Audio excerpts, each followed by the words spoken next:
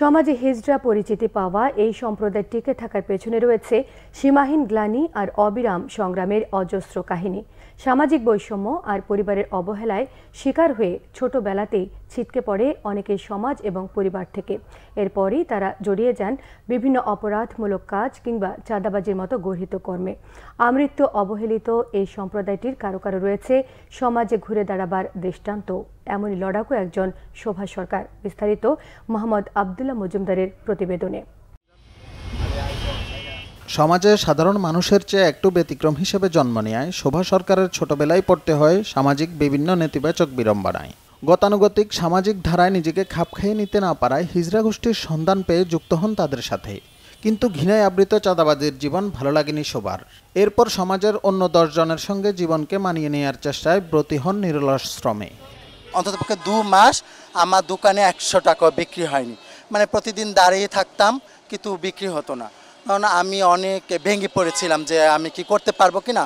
আমার এক ফ্রেন্ড, উনি খেতে আসে এবং বলে, আপু তোমার খাবারটা অনেক সুস্বাদু।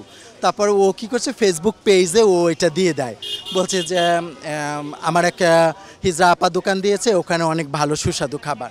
তারপরে হচ্ছে এই যে ইউনিভার্সিটি স্টুডেন্টরা একদিন আসে, এসে ওনারা খাওয়া দাওয়া করে। প্রথমে একটি সেবামূলক সংগঠনে চাকরির মাধ্যমে কর্মজীবন শুরু করলেও পরবর্তীতে বন্ধুসহ বিভিন্ন বেসরকারি সংস্থার সহায়তা নিয়ে নেমে পড়েন ব্যবসায়। রাজধানীর ভাটারা থানার পাশের রাস্তায় বিভিন্ন রকম খাবার নিয়ে বসান স্ট্রিট ফুড কোর্ট। প্রথম দিকে ক্রেতাদের তেমন সাড়া না পেলেও থেমে থাকেনি তার পথ চলা। শুরুতে কিছুটা নেতিবাচক মন্তব্যের শিকার হলেও পরবর্তীতে সহায়তা মেলে চারপাশের মানুষের।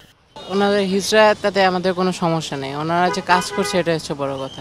এটা দেখে অনেকেই আগ্রহী হইতে পারে যে না, তারা পারলে হ্যাঁ আমরাও পারবো, তারা করতেছে আমরা কেন পারবো না। দীর্ঘদিনের অপরসীম সংগ্রামের পরও আটকে পড়তে হয় বৈষম্যে ঘেরা সীমাবদ্ধতায়। কিন্তু তবুও দাবি রাখা যায়নি শোভা সরকারকে।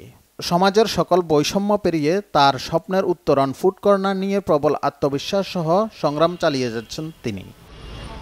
মোহাম্মদ আব্দুল্লাহ মজুমদার, বাংলাভিশন, ঢাকা।